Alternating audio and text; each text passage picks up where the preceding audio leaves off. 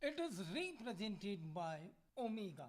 Here, value of angular velocity, it is equal to angular displacement divided by time. If we talk about the average angular velocity, then it is defined as total angle traveled divided by total time. On the other hand, if we are talking about instantaneous angular velocity, then it can be given by d theta over dt. As from previous section, we had written angular displacement theta to be equal to arc upon radius. So, instantaneous value of angular velocity, it can be given by time derivative of angular displacement, which is s upon r. So it can be further written as 1 upon r ds by dt. Now here this ds by dt gives the tangential speed of the particle which is going under circular motion. So finally we may write omega to be equal to d theta over dt or v tangential divided by r. Direction of angular velocity is along the axis about which particle is revolving. To get this direction, here direction of omega can be understood using right hand thumb rule to get the direction of angular velocity or any other angular variables, because angular variables are axial vectors, means these vectors always points along the axis of revolution, means there may be only two directions, one in one direction and the second direction is just opposite to it, because these vectors are always along the axis of rotation. For one case, we have taken anti-clockwise rotation. For this anti-clockwise revolution, direction of omega goes up the axis, and in case of clockwise revolution, the direction of omega goes towards down. Sense of rotation can be very easily understood here. To clear the concept associated with this particular angular velocity, we can do it easily by using an example, a very simple example which I am taking. This example, there are two particles separated by distance r from each other. This is called particle A and particle B. The linear velocity of particle B is given to be 6 meter per second, and the velocity of particle A, it is given to be 8 meter per second. A moves at an angle 30 degree from this line AB, and B also moves at an angle 30 degree with the line AB with velocity 6 meter per second.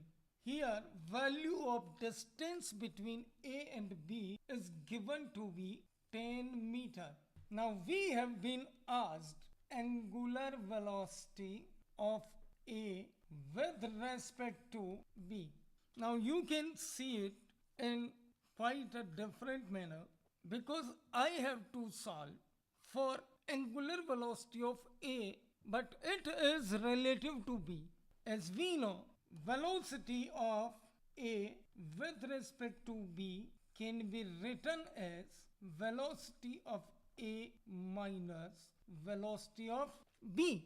Here V and VB are directed just opposite to each other, because this angle is 30 degree, this angle is 30 degree. We can say these two velocities are parallel but in opposite directions. with respect to each other. So, while calculating velocity of A with respect to B, we will use just the basic definition of relative velocity, which is VA oblique B means velocity of A with respect to B, it is equal to VA minus VB, where VA and VB are velocities of A and B respectively with respect to ground. So, relative velocity of A with respect to B now becomes 8 minus 6, because this is opposite to this.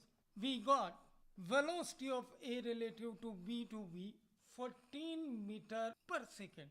We can picturize this situation in quite interesting way. Just see what I do here. This is say A, this is B. So here situation now converts, as velocity of B relative to itself will be 0 and velocity of A with respect to B is 14 meter per second as we have calculated on the previous page, and this angle is 30 degree. Then the situation just becomes that particle B is at the center and particle A is revolving around it. As we know, angular velocity is omega, which can be written as Vt divided by R. What is Vt here? This Vt is velocity of particle perpendicular to radius R.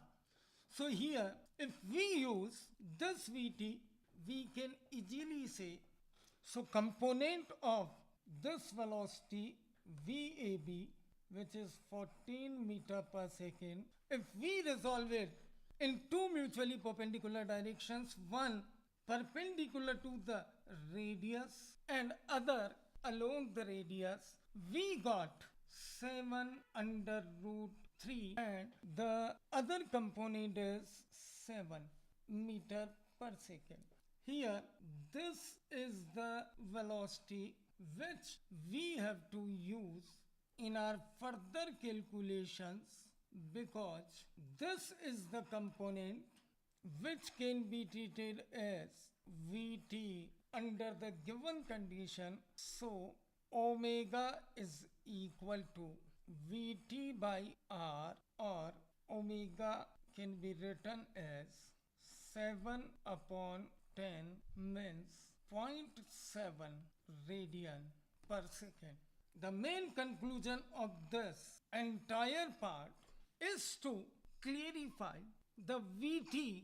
It is not velocity of the particle, it is component of velocity of particle perpendicular to the radius vector.